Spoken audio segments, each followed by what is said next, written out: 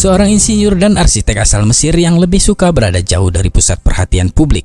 Tidak diketahui banyak orang. Dia adalah Dr. Muhammad Kamal Ismail, pemilik ide marmer dingin, kubah listrik dan payung yang megah di Masjidil Haram. Beliau orang termuda dalam sejarah Mesir yang memperoleh ijazah sekolah menengah atas, orang termuda yang terdaftar di sekolah teknik kerajaan pertama, orang termuda yang lulus dan dikirim ke Eropa untuk mendapatkan 3 gelar dokter di bidang arsitektur Islam. Dia juga yang termuda yang mendapatkan syal Nil dan pangkat besi dari raja. Dr. Muhammad Kamal menikah pada usia 44 tahun.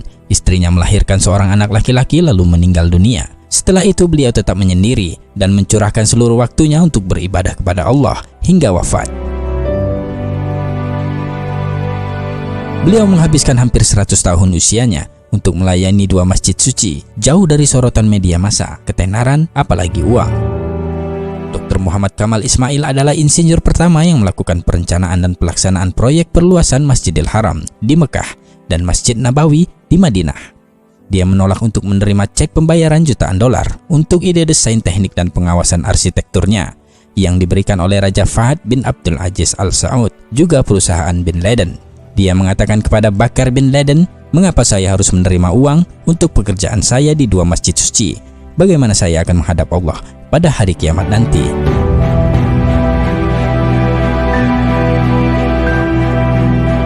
Dokter jenius ini memiliki kisah ajaib atas kuasa Allah yang menakjubkan dan luar biasa sehubungan dengan batu marmer yang dipakai untuk lantai Masjidil Haram, juga Masjid Nabawi.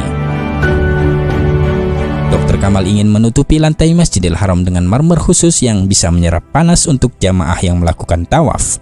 Marmer ini hanya tersedia di sebuah gunung kecil di Yunani. Beliau lalu pergi ke Yunani dan menandatangani kontrak untuk membeli marmer dari hampir setengah gunung tersebut, jumlah yang cukup untuk lantai Masjidil Haram. Beliau menandatangani perjanjian tersebut dan kembali ke Mekah. Setelah 15 tahun selesai pembangunan di Masjidil Haram, pemerintah Saudi memintanya untuk menempatkan jenis marmer yang sama di Masjid Nabawi di Madinah. Dr. Muhammad Kamal mengatakan, ketika raja memintanya untuk melapisi Masjid Nabawi juga dengan marmer yang sama, saya menjadi sangat bingung karena hanya ada satu tempat di dunia ini untuk mendapatkan marmer jenis ini, yaitu di Yunani, dan saya sudah membeli setengah dari yang tersedia. Dr. Kamal mengatakan bahwa ia pergi ke perusahaan yang sama di Yunani dan bertemu dengan CEO dan menanyakan jumlah yang tersisa dari marmer tersebut. CEO itu mengatakan bahwa marmer yang ada di gunung itu telah terjual semuanya 15 tahun yang lalu. Dr. Kamal menjadi sangat sedih. Ia melangkah keluar dan ketika hendak meninggalkan kantor mereka, ia bertemu dengan sekretaris kantor. Dr. Kamal memintanya untuk memberitahu keberadaan orang yang membeli sisa jumlah marmer tersebut. Sekretaris itu menjawab bahwa akan sulit untuk mengetahui dari catatan yang sudah sangat lama. Atas permintaan Dr. Kamal, ia berjanji akan mencari berkasnya. Dr. Kamal kemudian memberikan alamat dan nomor hotelnya dan berjanji akan mengunjunginya kembali keesokan harinya. Dr. Kamal mengatakan bahwa ketika meninggalkan kantor dia berpikir, "Mengapa saya ingin tahu siapa yang membelinya? Dalam hati saya berkata pada diri saya sendiri, Allah akan membuat sesuatu yang luar biasa terjadi," ujarnya.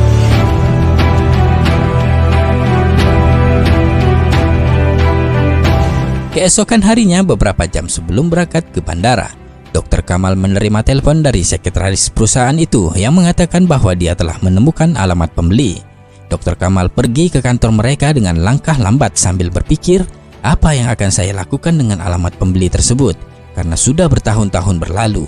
Dr. Kamal sampai di kantor dan sekretaris memberi alamat perusahaan yang membeli sisa marmer tersebut. Dr. Kamal mengatakan bahwa jantungnya berdegup kencang saat mengetahui bahwa perusahaan yang membeli marmer tersebut adalah perusahaan Saudi Arabia. Dr. Kamal pun terbang kembali ke Arab Saudi pada hari yang sama, dan setibanya di sana, ia langsung menuju ke kantor perusahaan yang membeli marmer tersebut dan bertemu dengan direktur admin dan menanyakan apa yang telah dilakukannya dengan marmer yang dibelinya beberapa tahun yang lalu dari Yunani. Direktur admin berkata, "Saya tidak ingat." Dia lalu menghubungi bagian gudang dan bertanya tentang marmer putih dari Yunani, dan mereka mengatakan kepada Dr. Kamal bahwa semua jumlah marmer yang dibeli 15 tahun yang lalu masih ada dan tidak pernah digunakan. Subhanallah.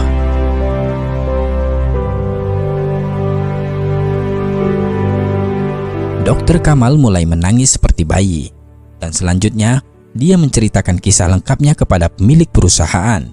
Dr. Kamal memberikan cek kosong kepada pemilik perusahaan dan memintanya untuk menuliskan jumlah yang diinginkan. Ketika pemilik perusahaan mengetahui bahwa marmer tersebut adalah untuk Masjid Nabawi, ia berkata, Allah membuat saya membeli marmer ini dan melupakannya karena marmer ini dimaksudkan untuk digunakan di Masjid Rasulullah. Allahu Akbar.